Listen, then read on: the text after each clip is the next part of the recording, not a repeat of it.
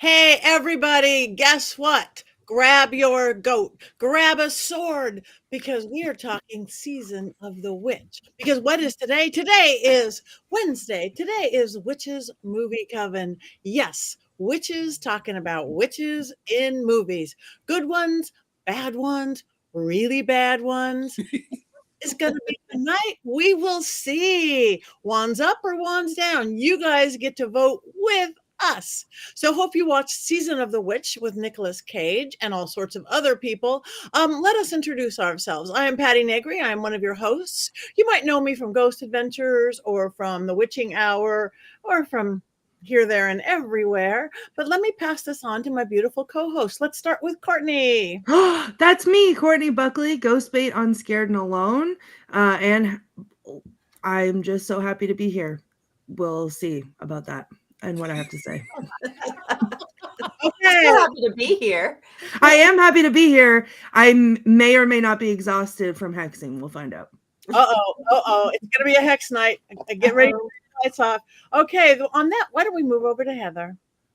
Hi, I am Heather Greene. I'm the author of Lights, Camera, Witchcraft, and I have to grab my book again, as always, because I forget. There, oops.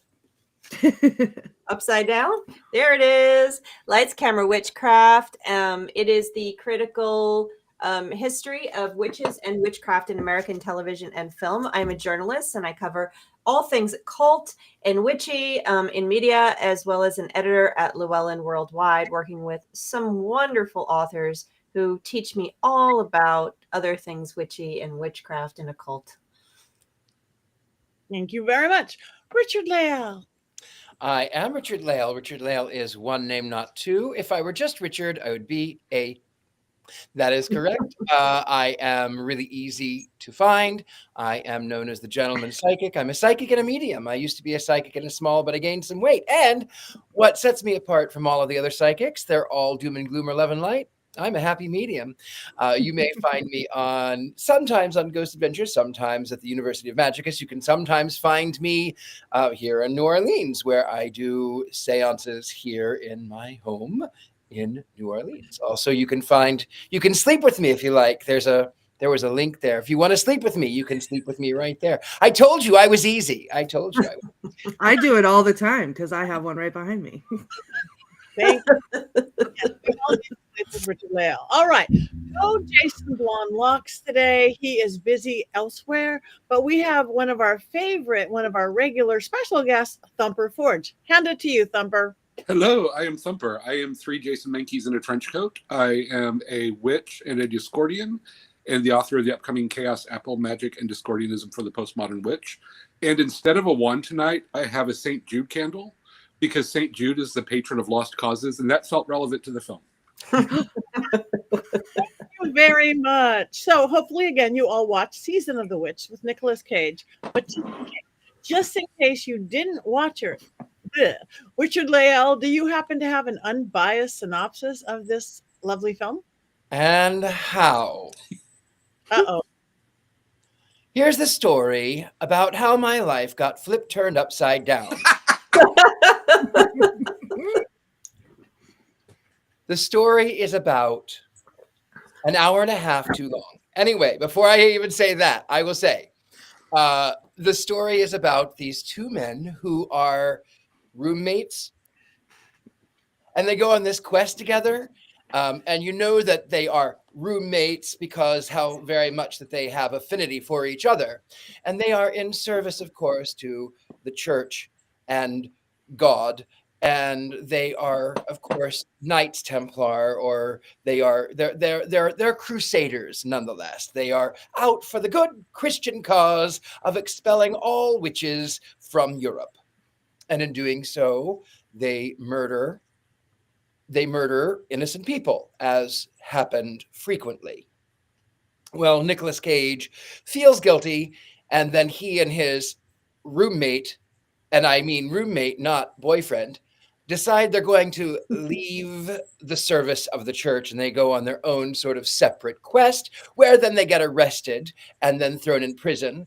And then they have to fight for the church once more. And there is a young woman. You've got Nicolas Cage, and you've got a young woman in a cage for the entire film. There she is in the cage. And then they, of course, get a plucky sidekick and a priest named the ball sack.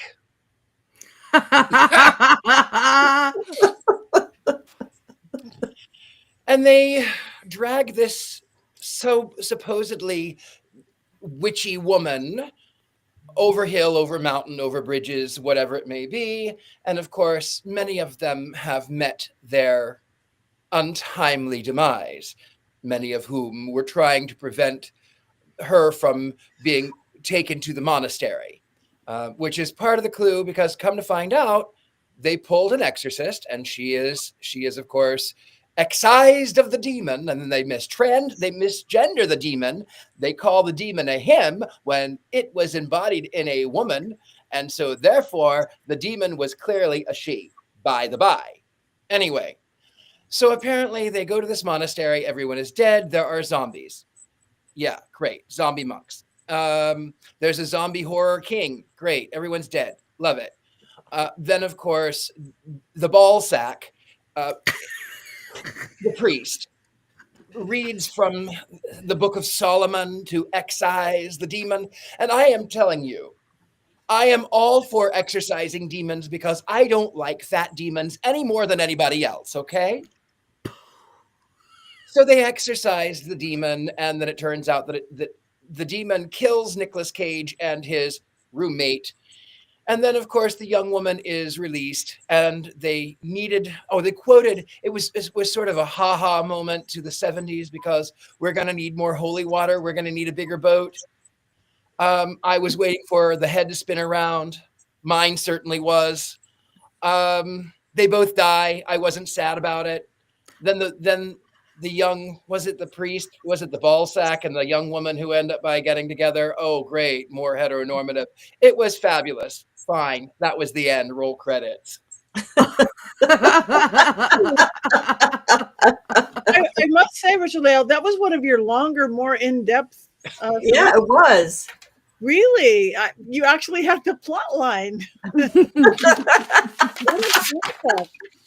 But just in case there might be a little bit more information to be had, Heather, beautiful Heather, is there 5 more things that we do need to know about this film? Sure, I can come up with 5. Some basic information. We'll talk about its title, the actors, and then a specific actor I'd like to bring up, and then some themes. So first, let's talk about the basics of this movie. Season of the Witch, directed by Dominic Sena.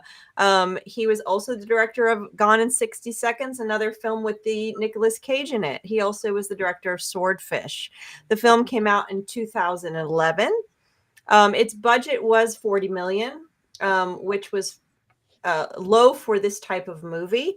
But then it failed at the box office.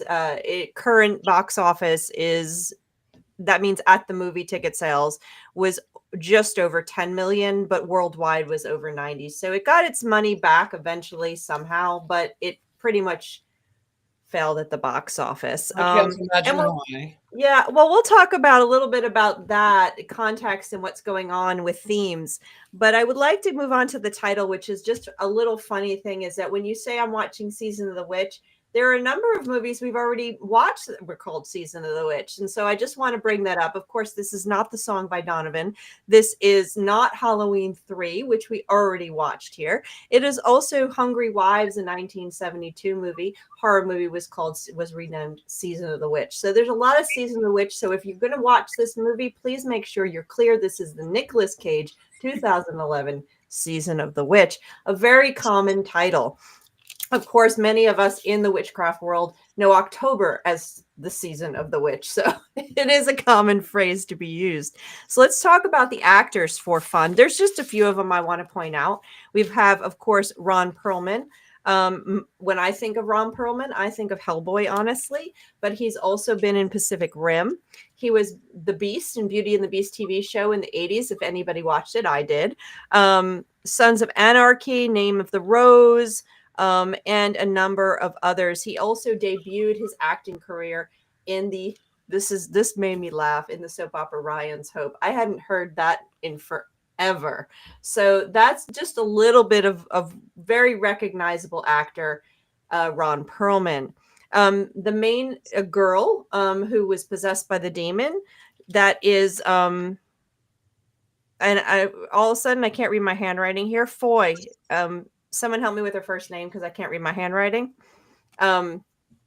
It's going to Claire Foy. There you go. Thank you very much, because I need to learn how to write better.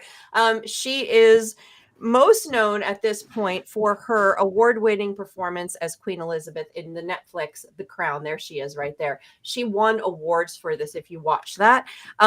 She also was in a great movie I just want to point out. It's called The Electrical Life of Louis Wayne. If you haven't seen it, it's a really delightful film with Benedict Cumberbatch. And if you like cats, you really need to watch it. So that's a lovely little film. British film, but she was in that as well. So that is who she is. I'd like to point out also, we have Rory McCann in there. And if you hadn't noticed right at the beginning, Game of Thrones people might have recognized him. There he is. Game of Thrones, the Hound. Hard to recognize. He's a little bit younger in this one. Maybe not so much though, because Game of Thrones did start in 2011 as well. He was also in Ashoka and Gladiator 2 more recently. We have Stephen Graham. Oh, there he is. There's the Hound for us. He was fantastic. And Stephen Graham was in, I want to point him out because he's in the recent show that's very popular, a movie. I'm not sure which it is. I think it's a movie, Adolescence, which everybody's talking about. He's also in Venom and Venom 2. The Irishman, which is a great movie if you haven't seen that. In Pirates of the Caribbean, Boiling Point, Peaky Blinders. He's an Irish actor that's been in a lot of stuff. Very recognizable. So those are a few. The younger character, Robert Sheehan, he was in Umbrella Academy, if you watched that. So yes, that was Stephen Graham. So those are some of the people. Of course, Nic Cage, hard to not mention him because he is the main character. There he is. He's been in a ton of things. Everybody's got their Nic Cage movie they think of. We can talk about it later when we all go around what our Nic Cage movie is. I do not think of Renfield. That's one of the movies that we've seen him here at. He's also was in Wicker Man 2. I do not think of Nic Cage when I think of Wicker Man 2. But the interesting thing about, first of all, his first movie was Fast Times at Ridgemont High. That might be the movie everybody thinks of. But the interesting thing about him that not everybody knows, he is the nephew of Francis Ford Coppola. So he does have a big Hollywood family connection. But he's been around forever, since Fast Time at Ridgemont High. You know, which my film professors always said was a must-see movie for anybody who likes film. So go out and watch Fast Times at Ridgemont High, and don't do it with children in the room. So the next thing I'm going to bring up one more. I want to bring up one more actor, which I have yet not mentioned, because he is now officially, I believe, going to get the Witches Movie Coven Award for the most recognizable mentioned actor that we have had in consistently in movie after movie, and that is Christopher Lee. Christopher Lee was in this movie. If you didn't notice, he was the dying man with the pus stuff on his face right at the beginning of the movie. He has been in movies we've reviewed: Wicker Man, Lord of the Rings, Dark Shadows, Sleepy Hollow, Star Wars Attack of the Clones, City of the Dead. He's also in other movies we could: Dracula, Last Unicorn, Corpse Bride, Charlie and the Chocolate Factory. There he is. There's Christopher Lee. This man has been mentioned on this show probably more than any other actor that we have mentioned. I think the last one we've reviewed with him was City of the Dead, which was the older British film when he was young. He died in 2015, so we cannot send him a Black Phillip. Otherwise, I would highly suggest we do. So he is fantastic, and I'm sure we're going to see a lot more of him. Finally, themes. I want to talk about just briefly 2011. This is the start of the interest in witch films. The third round that I talk about in my book. This is the very, very beginning of it. And most of the films at this period of time were historical or fantasy based retellings of stories, fantasy folklore. So this fits into this genre. It's the beginning of also an interest in this medieval style stories. Of course, Game of Thrones starts in 2011. Vikings is 2013. We get a lot of that happening at this time. And historically speaking, when we have historical movies, a lot of these are about witch hunting. And you're going to see that's the theme of witch hunters in a number of films during this period of time. You have The Last Witch Hunter, which we did here. You have Hansel and Gretel Witch Hunters. That's 2013. You have this one. You have Witch Hunters in Salem, the Salem Show, which is a very similar kind of line. And then you have witches in Game of Thrones and Vikings. So you have these kind of witch stuff going on within these medieval stories, which were very popular at the time. The other interesting thing about this story is that it has a European witch hunting theme, which is not common across the centuries of witch movies. For some reason, when American, well, not for some reason, I know the reason, but for when American filmmakers make stories about witch hunting and witch accusations, they're usually based in Salem. Sorry, Courtney. And the roll of the eyes. They usually are small medieval towns or New England, or they always tie back to our American lore of witches, which is Salem. Very rarely do we have European stuff. We do have a few Joan of Arc movies. Some are good, some are bad over the times. We do have a Macbeth sometimes appears. That's the most consistent. Pit and the Pendulum in the 80s was originally not a witch story, but was made into a European witch story in the 80s in a movie. So we have a few, but it's not necessarily common. So having this story is a little bit different, a little bit of a twist with American accents and British accents and Irish accents, which confuse the whole gamut here.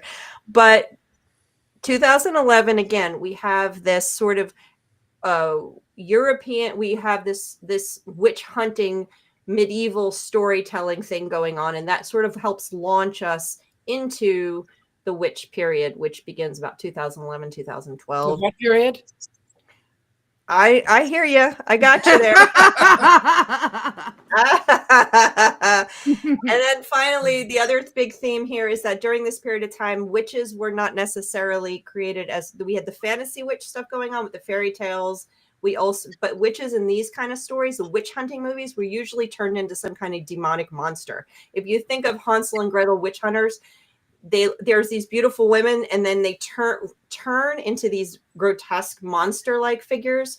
And that's a really interesting transition of the way Hollywood represents witches. And I talk all about the monstrous feminine and the monstrous witch in the book in this chapter and how that plays out for this period. So it fits into exactly what's going on. It's very derivative. It's very much pulling everything we know and using it to create this story. So there you go. Thanks, Nicolas Cage. Yeah, thanks a lot. There he is. I'm going to say it right now. I'm just going to say it. My favorite Nicolas Cage movie, although there's a lot of fun ones, is a recent movie called The Unbearable Weight of Massive Talent. Yes. What was it? The Unbearable Massive Talent. The Unbearable Weight of Massive Talent. The Unbearable Weight of Massive Talent is fantastic. So please go watch that if you haven't seen that Nicolas Cage movie.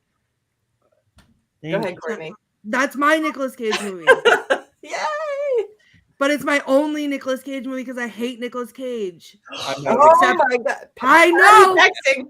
Yes, Patty's I know. texting. I know. But in that movie, oh my God. And I can never remember the name of it either. So I say in the movie that he played himself because he plays himself. And it's so funny because him and Pedro Pascal, it's the subtlety of the faces that they make at each other that makes the movie funny. It's not even anything. It's like the way that they act with their eyes alone is hilarious. It's brilliant. It's the so movie good. is brilliant acting. You want to see brilliant acting? Watch the movie. Yeah. How can you hate Nicolas Cage? Because he I'm not a annoys me. fan either. What's to hate? What is not to hate? His I can't stand his ridiculous accent voice. and I can't stand his face. His voice, the way he talks. Hate. No. Ugh. Oh my God. He's such a character. I've always loved him. not always the best movie choices, I must say, but there's just something about him. I understand why he's the star he is. I understand why he gets as many movies as he does. There's something about him that draws. I mean, I didn't fall asleep, and it was because of Nicolas Cage. It's like he's cute, and he's cute in a quirky way. He's not like the leading man that. Oh, I'm going to hex you, Courtney. And all right. Oh my goodness. No. I receive it. I'll receive it. Okay, What's your favorite? What's your Nicolas Cage movie then? What's your favorite? Favorite? It's hard for me as a Libra to pick one over the other, but I really like Leaving Las Vegas because it's again so different and weird and out there. Yeah. Yeah, and he won the Academy Award for that one. So. Did he? Oh, there you go. So he was a good actor. See, Courtney. I liked Face Off. I think I liked Face Off, but I can't help but look at Nicolas Cage and think Left Behind, the series, and I can't help but get angry. So I can't because he played a pilot, I think, and that's some religious trauma. So yeah, no, I can't. I wanted to mention who was it? Someone asked if they did the drown and hanging of witches. Yes, they did that, and burning as well in Europe. Not in Salem. No, my favorite thing about that actually, and they talked about it in this movie, was I actually this should come as no surprise to anybody. For an 8th grade history project, I made a poster board of all the ways that they questioned people for witchcraft in Europe in medieval times. And one thing that they talked about was wrapping them in a sheet with rocks and throwing them in the river in a body of water. So this is something that I talk about on my tours a lot too. So they would wrap them in a sheet with rocks, put them in the water. If they sank and drowned and died, they were human. But if they floated to the top and lived, then they were a witch, and then they would be hanged. And then there was also another one where they would stick their hands into pots of boiling water and pull it out. And if their hand was burned, then they were not a witch, but they'd die of infection. And then if it wasn't burned, they were a witch, and they would burn them at the stake. But I really liked that they mentioned that part, specifically about the wrapping them in the sheets with the rocks and dumping them in the water. So not necessarily exactly what we're talking, what Robert Hicks was talking about, but along the same vein. So this film really started out, again, I don't do a lot of these kind of films, a lot of this historic, like when they did hang the witches, how evil that went right into the special effects, the evil demon witches. I'm like, okay. So we're not on the side of witches in this movie so much. We're not on the side of witches as we go. I mean, just from the perspective. But what a weird buddy movie. Roommate. I thought that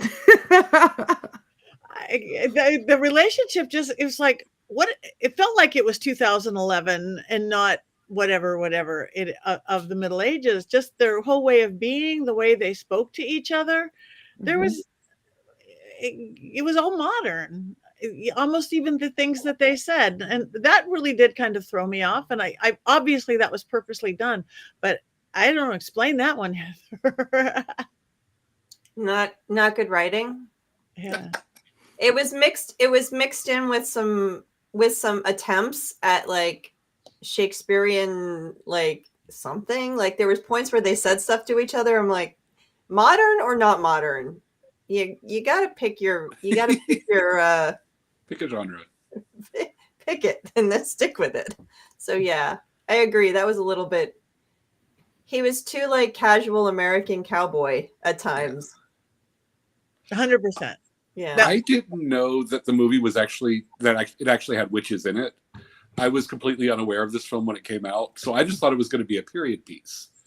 And very quickly, I was like, "Oh, hey, there's witchcraft. Neat." I actually really liked it for about 2/3 of the way through. I felt like the acting was very restrained, which I'm used to Nicolas Caging. So he just was sort of reciting his lines. It was giving off kind of a folk horror vibe, and I liked how the Anna, the witch, was sort of gaslighting the party, where she was, summoning wolves and messing with people's heads, but then she saved somebody. And when they announced, she's not a witch, she's actually possessed, I was willing to roll with that until the Jaws line, which has already been pointed out.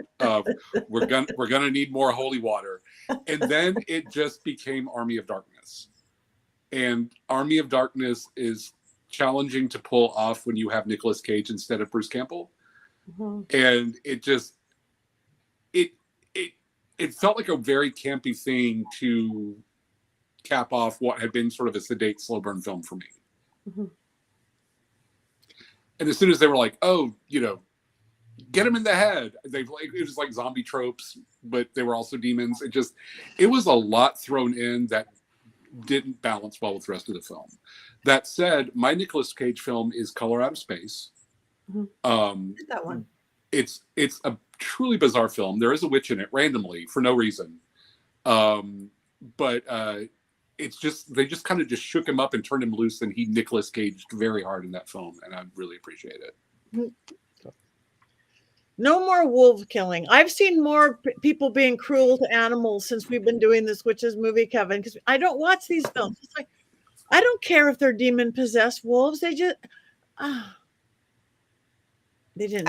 I thought of you the whole scene, and I was like trying to evaluate if they were CGI enough that it didn't count, or if you were going to be upset about it. Even though they turned into the little demon face, that was not CGI enough. They beautiful wolf dogs just getting killed. No. I did it, Courtney. I thought of you the whole time. As soon as they said kill the wolves, I was like, oh, should we warn Patti? Yeah. Patti, close your eyes. I did. I saw it coming, and then it kept going and kept going, and then there was more wolves, and then there was more wolves, and then do wolves really go in that big of packs? I don't think so. Right. So I have some notes. As I said, I am not a Nicolas Cage fan.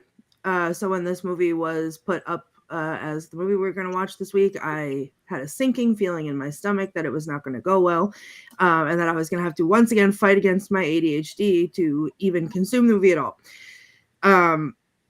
I think maybe because there was such a cacophony of different things going on in this movie that I was able to consume it. So I did watch the whole thing, and I took copious notes. So, the first thing I wrote down is exactly what Patti, what you were just talking about, which is like the way that they were talking to each other. They're getting ready to go to war in the Crusades, and they're like giving this speech about God, and then they look at each other and they're like talking about buying the first round of drinks. And I'm like, this feels like it doesn't fit. So I wrote, why are they talking about buying the round of drinks? So stupid. Then I wrote down after, when he grew a conscience because he killed a woman, and then the other guy's like, well, you pledged your life to God, and I am the voice of God, and he was like, who are you to even say blah blah blah? They're going on about God this and God that, and then the other guy goes, let's get the hell out of here. And I just thought that let's get the hell out of here when they're talking about God and God's voice was wild. Like, what a weird random thing to say. Then to go back to the end, headbutting the demon was wild, and he did not just do it once, he did it several times. Hugging the demon to death, also crazy. The CGI was terrible, but also kind of okay. Like, the werewolves were awful, but like by the time it got to the CGI demon with its weird demon voice, I was like, fine, this is fine. I can deal with this. Having said all that, as I said, my one Nicolas Cage movie was The Unbearable Weight of Massive Talent. And my second Nicolas Cage movie is Season of the Witch, because I loved it. I'm obsessed with this movie. It is one of my new favorite movies, and you're all getting hexed because it was great. I don't care. It was so stupid. But it was like just stupid enough that I was into it. And I was trying to figure out what they were going to say next. I could tell when they were going to say something ridiculous, and I would pause and wait with my phone in my hand, ready to write it down, because I knew it was coming, because it was that dumb. And you know what? I was with it the whole time. And then I audibly gasped because somehow I didn't see it coming when they were like, he was holding the book and he's like, it's not a witch. It's not a witch. And he flips over and it's like, exercise, miss. And I was like, yes, demons. And then there was the whole terrible like lighting of it up. And I'm like, you're letting her out. And they're all just standing there. And then it turned into like a bat demon. Oh my, look at that bat demon. I'm obsessed. That's a beautiful Okay. demon. That was Right. a beautiful demon. Yes. Then when they turned to the zombie plague people, it wasn't really zombies because I saw the little, first it was a large bat demon, then it was a tiny little pixie bat demon, and it went into their mouth and possessed them, and that's how they became, because they were, all the demons were being called and swirling around. I got it. Are you kidding me? This all made so much sense. It made all the sense in the world. There was no plot holes at all. I got where all of it came from. And they came and they went in the mouth, and I was like, yes, they're gonna come to life, the weird plague demons. Now they're all weird plague demons. And then the magic, when they were like, go for the heads, they cut the heads off. Yeah, of course, that's how they get out, right? That's how the magic escapes. There's nothing to possess when it doesn't have a head, obviously, okay, because this is masterful.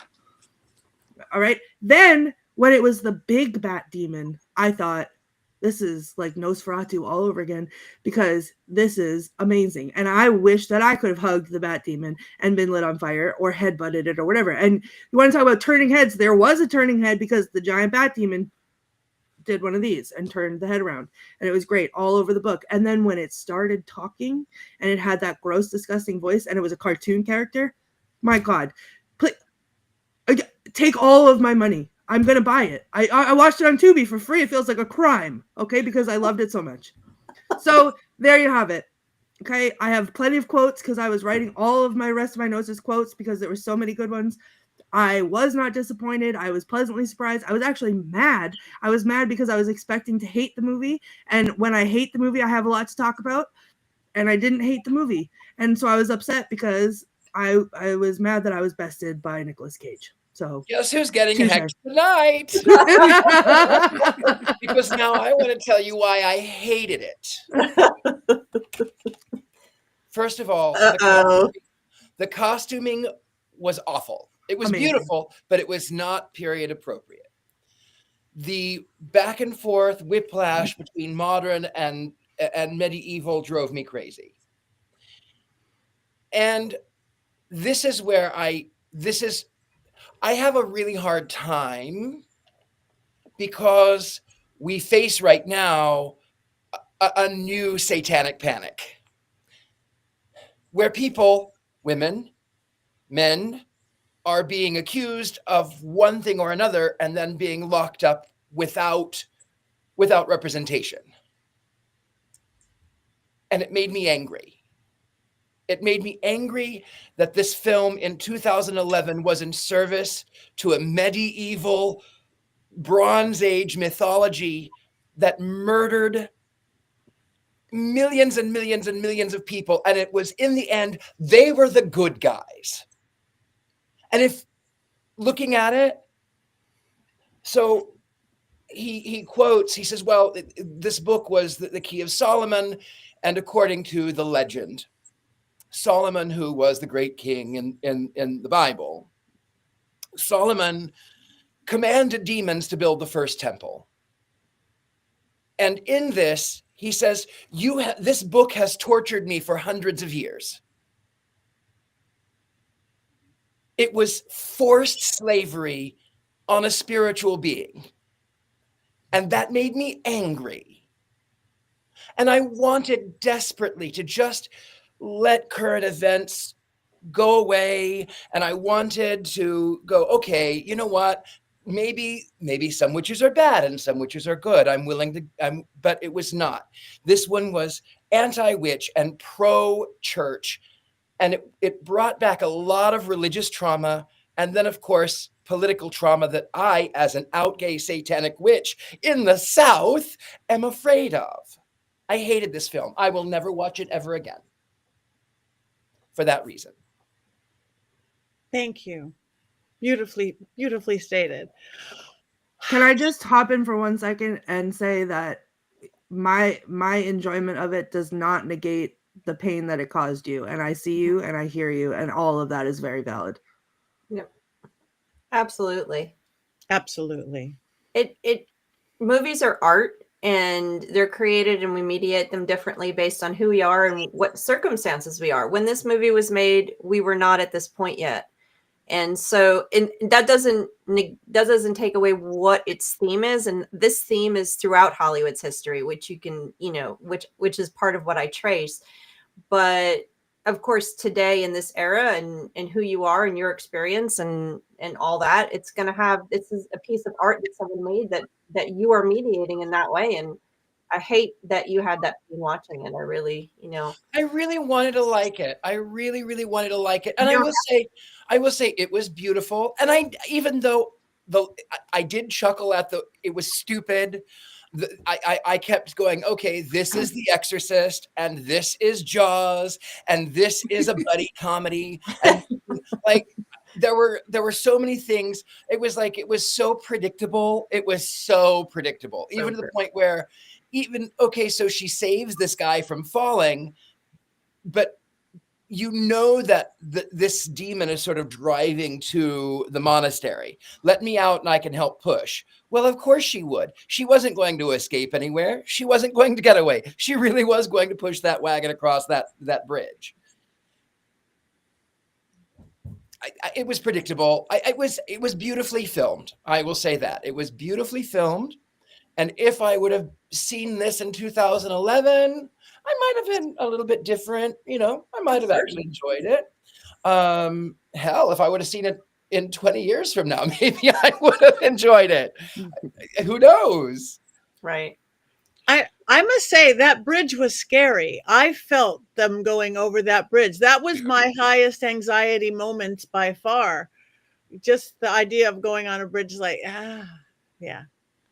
I was sort of bothered by the inclusion of the Book of Solomon because I have a personal pet peeve about reference books in movies. And it's a very obscure pet peeve, but it started with, I may have told this story before, but with Paranormal Experience, the first one, where I saw it in the theater, and at one point the husband comes home and he said, "What are you reading?" And she holds up a book and she said, "Oh, I'm reading this book about demonology." And I yelled out in the theater, "That is a book of clip art. I have it." And so I kind of ruined the moment for everyone else. But things like that, like misplaced books or not the introduction of books without really thinking through what they are.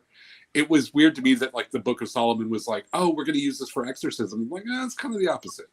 It felt like they were trying to throw in a historical reference and say, kind of really flesh out the idea that this could actually happen. This is, look, we're using historical points of interest to back up the witchcraft. And I felt like they just like Googled Book of Demons, picked a title and threw it into the film. That bothered me. With that, there was something that I did think was kind of funny and strangely apropos when he's using the Book of Solomon to exorcise the demons because we don't want fat devils. When he's using this book, he says, "Oh, it's not a witch." And he flips past it and he goes to this image of the devil, the beast. And that actually, I wish I could remember the name of this book. It's a grimoire. And it was supposed to be, according to legend, there was a monk who was thrown into prison. And the only way he could get out was to copy the Bible, and he did so in one night. And still there are all of these pages that nobody can understand. I know what you're talking about. Yeah. And in it, there is the image of the beast, which rises out of the flames of Hades itself. So I thought that was kind of a funny nod. And I can't remember the name of that book, but it was damaged in a fire in the 1600s. It was thrown from a tower. But if you look for... sidebar, unnecessary note, Heather's red glasses are giving me life. I'm sorry, I had to read. Well, okay. I'm glad that gift is only reserved for God, I thought. So thank you. I thought it was kind of clever to include that image of the devil, considering what the Devil's Bible. Thank you, Tom. Yes, it was the Devil's Bible, apparently. So according to legend, the devil came and actually wrote the book. It was sort of that sort of thing. There is something that a lot of people don't know about. I studied to be a minister, so there's a lot of things people don't understand about the church.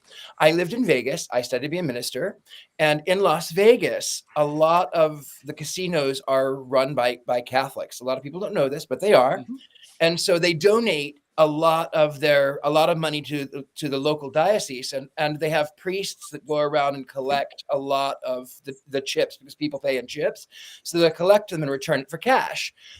Those are called chipmunks. That's a joke, right? That's a joke. Of course, it's a joke. That was painful.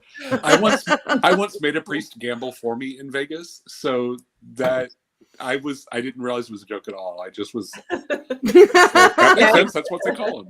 Yep, chipmunks. They're called chipmunks. Wow. Thank you, Richard-Lael. Well, Heather. I was just gonna say, I enjoy this movie on a very superficial, entertaining level. Like it goes fast and it's very superficial in its story. It feels as dark and heavy as the aesthetic is. It's very light in terms of its storyline and its narrative. So it kind of just. And I was a big Buffy fan, so the demon at the end, I didn't care how bad the CGI. I was like, this is so Buffy the Vampire. I'm loving this demon. So I really, really love the oh, look at him. I really think the demon design was very cool. I kind of was digging that, and the aspect of the woman monster, that's a whole nother story that I say reserve for my classes, my deep film discussion classes, and I talk about it in my books, because as I said, that's indicative of the monstrous feminine that gets roped into here in a different way. They just try to corrupt the idea of what femininity and witchcraft is, but that's another conversation. But on a superficial level, it's not a movie that's memorable. It's not my Nicolas Cage movie, but watching it again, I was like, okay, this is life. There are all the stuff that you guys said, though, is correct. I mean, the weirdness of between it's too familiar sometimes, it's too modern, and the relationship between the two main characters is bizarre. None of the characters really have any depth. They just kind of have the story and they go along, and then they kill the demon, and it's kind of, it's like, okay, it isn't. I didn't mind it. Let's just say that. I'm not going to go out of my way to watch it, but if it's on, it's not the worst film we've had here. No, not even close. Not even. Okay. Anything else before we move to quotes? Oh, there's a long list of quotes, I think. I know. Allow me to get started. Okay, in the beginning, I forget what the other guy's name was. That was not Nicolas Cage, but his boyfriend. He said, do you ever get the feeling God has too many enemies? And Nicolas Cage said, it's not so easy being his friend either. And I thought that was kind of funny. Okay, I didn't write down who said any of this, and now I forget. So I'm just going to say the quotes. Someone said, keep your souls, let me find a chicken. That was Ron Perlman that said that. Okay. I think Nic Cage said, my vow is to God, not the men who murder in his name. Then they're in the jail, and Ron Perlman says, what is that smell? And Nic Cage says, that would be you. And then after the guy was Christopher Lee was in the bed asking them to fight for the church again, and they're back in the dungeon, and Ron Perlman is like quoting Nic Cage, and he says, I serve the church no more. Did you see the priest's face? Looked like someone pissed in his holy water. Nic Cage said, I've seen girls destroy men without lifting a finger. And Ron Perlman said, how many times do we have to go over this? We were in France. Then there was the altar boy that wanted to be a knight, which that was a whole other thing that I thought was adorable. And he was fighting Ron Perlman. He like jumped between the two trees and like did a little tuck and roll. And he was like, Ron Perlman was like, what was that? Stand and fight like a man, you little jackrabbit. Then they go into the zombie monastery, and everything's so serious, and the what's his name, Balzac, was like crying on the ground and hysterical, and Nic Cage says very, very darkly and seriously, "We must go. There is no hope here, only plague." It's like, if that is not a tagline for everything, I want that tattooed across my forehead. Then when the woman was in the cage and she was turning into the demon, she said, "The church has sent more souls to perdition than all the wars, famines, and pestilences put together," which I thought was pretty good. That was prescient. Yeah. Then, of course, they said, "We're going to need more holy water," at which point I screamed out loud. Then when they're killing the zombie monks, Ron Perlman yells, "They're like cockroaches!" Not cockroaches, cockroaches. And then, of course, this is the one where I was like poised and ready to go, because the demon is holding Nic Cage up by his throat. It's a very tense moment. They're looking into each other's eyes, maybe some tension there. I don't know. I won't. No dissension. Yeah. And then I'm waiting for it because he's gonna say something. There has to be like an epic line. And then Ron Perlman comes up and grabs or like does whatever to the demon, and he goes, "You'll be buying tonight, my friend." And I was like, did we have to call back to the stupid line in the beginning? Like, that was the big line. I was upset. But those were his, I think, dying words, and that was it. And those are my dying quotes. Thank you very much. Now, do we have anybody playing Jason tonight or not? No Mankey movie moment or minute? No, none tonight, unfortunately. No one can do Jason. I mean, I can go on another. I'll reenact the demon scene. I don't know, but yes, do it. Yes. Well, what if I found the demon on Hinge? Because I'm just saying, I liked the demon CGI a lot. Okay, well then we could just move on to voting. Wands up or wands down?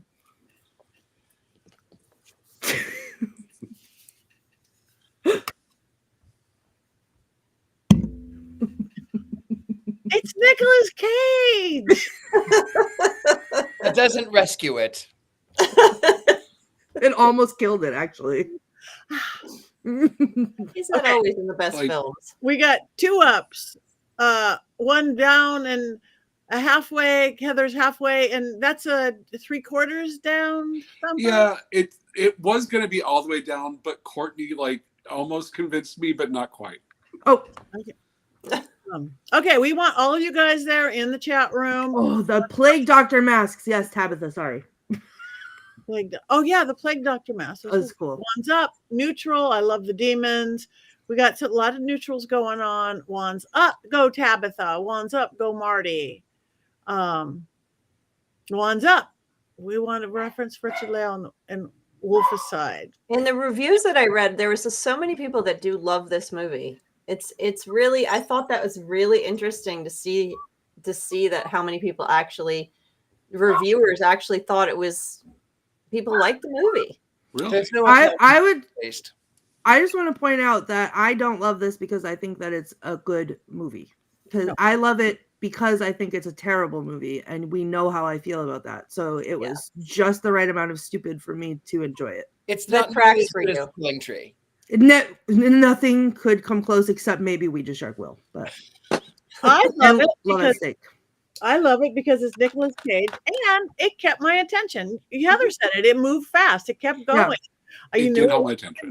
It may not go deep. It may be a weird combination of everything, but it held me, and I didn't fall asleep. So it was up all the way. And Inlet Wands neutral. I like the scenery. Yeah, it was beautiful. It's great. And again, Colin, Wands kind of up for a movie that would be better if it was gone in 60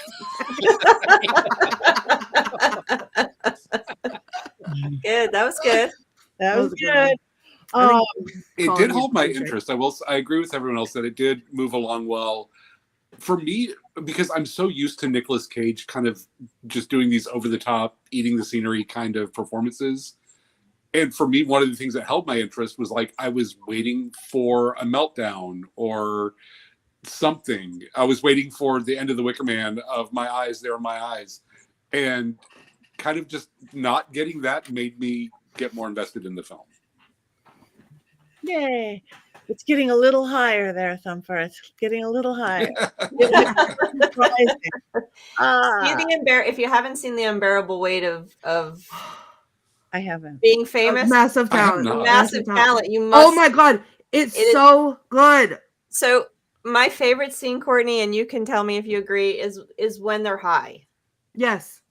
Yes. That's like, it's like you can't, there are very few movies that have a scene where two people, which are brilliant scenes where they're either drunk or high and they don't say that much of anything, but it's just the interactions. It's pure, unadulterated, brilliant acting.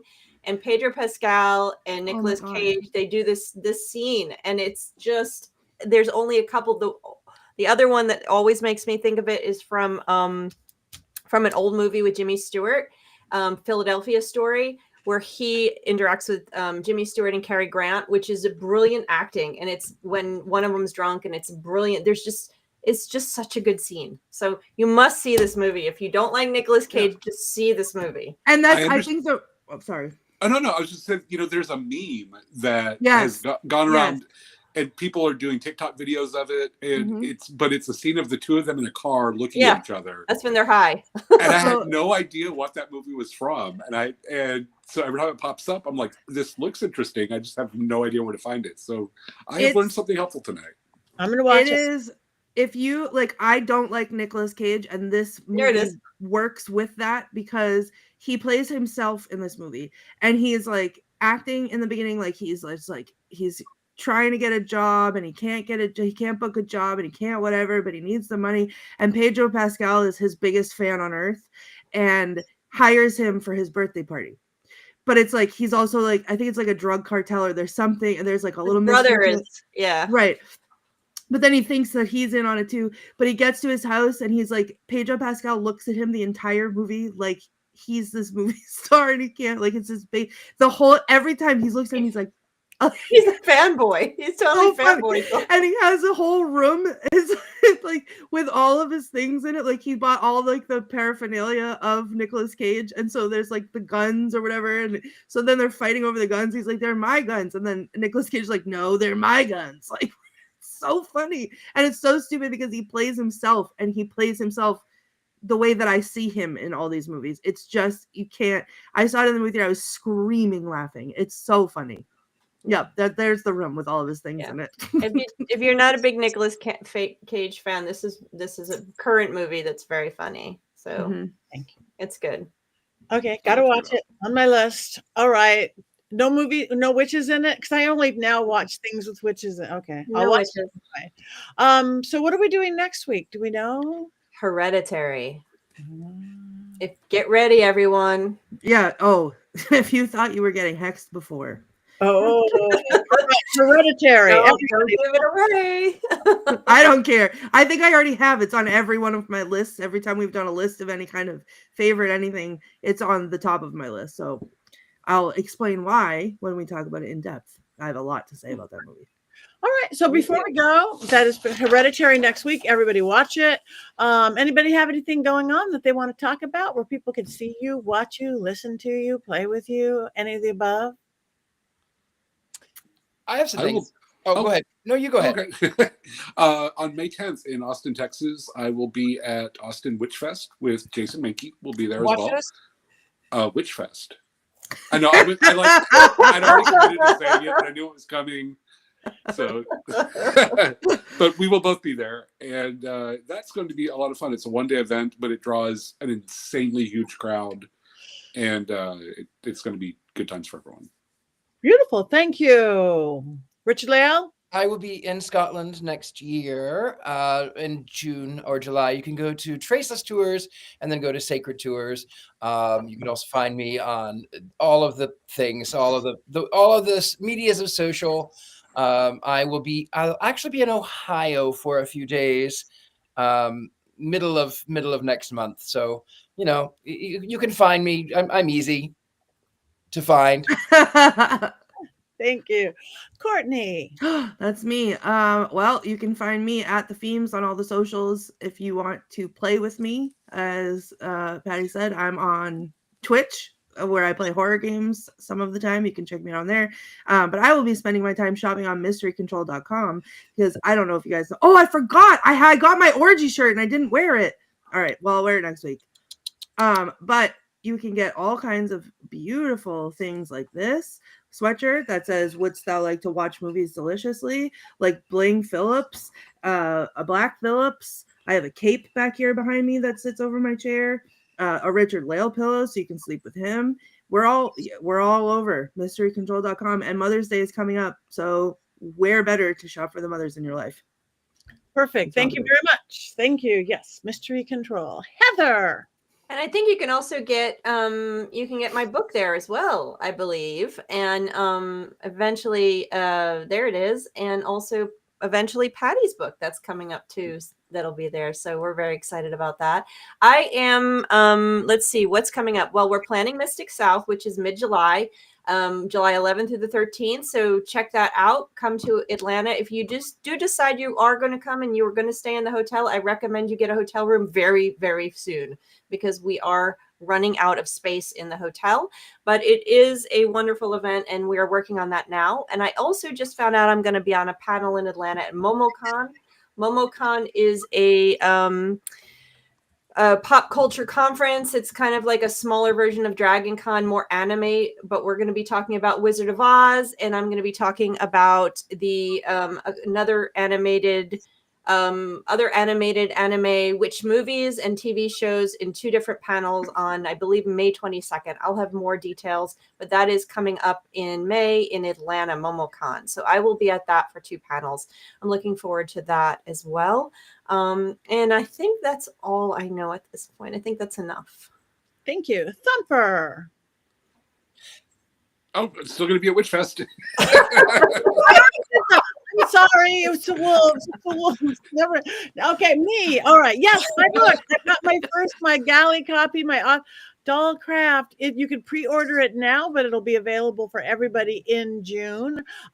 Beautiful, beautiful intro by Heather, I must say. Thank you. And this is about both haunted dolls because they're very popular, and magical poppets. Poppets as in poppets, not puppets. And it's so cute. Isn't this cute? This is a little puppet. I'm going to name it. Well, I meant the book. Oh. But also the puppet is also lovely. Yes. The book is very cute, I must say. I'm home next weekend. I'm going to be in Hickory, North Carolina, doing a whole Witchy Patty weekend at Crescent Moon Magical Weekend. Then I'm heading to Vegas. If all you vampire types join me for the Endless Night Vampire Ball. We have 4 nights of seances, balls, fun things. And then one of the chipmunks. And chipmunks. We're going to gamble with the chipmunks. And then one of the big Paracons, I'll be at Penhurst Paracon mid-May and doing all sorts of like celebrity ghost hunts in the dark and cold and wet, asylums of there. And then I'm filming a public thing at Palmer House. So lots on there. So just go to pattinegri.com. All the social medias, you can get to my legitimate social medias. Check out University Magicus. You can get great teachers like myself, like Richard-Lael, the most like affordable occult magic school out there because magic should be for everybody. So check it out. And that's it. And we have 2 minutes left and we're not going to cackle for 2 minutes. Patti, isn't there a TV show that you wanted to talk about? Oh my God. Yes. Not the one I did 2 days ago when you show my very messy house. But now you could get it on streaming if you want to see the scary other side, even though it was not all really me. I mean, it was me, but it was my costume house. They made it look like it was my house. Filthy Fortunes, but all you paranormal people, on the 23rd, the new season of Ghost Adventures is finally starting. Tonight is the first episode, and 1 week from tonight is a really good episode because we went to Winchester Mystery House, which is worth the trip in itself. Sarah Winchester is like 500 bedrooms, stairways that go nowhere, and we had Harry Houdini's One Blood remaining relative to do a seance and conjure Houdini, and we got some weird and crazy and fabulous stuff we got to do. We'll see how much is there. Amazing rituals and all sorts of fun things. So that is on the 23rd on Ghost Adventures. I've got some really cool stuff coming out with my YouTubers too. My overnight, a couple amazing things we just did at Suicide Bridge, and then going back to the insanely fabulously haunted Hollywood Women's Club. So on that note, we have one more thing to do. 1, 2, 3.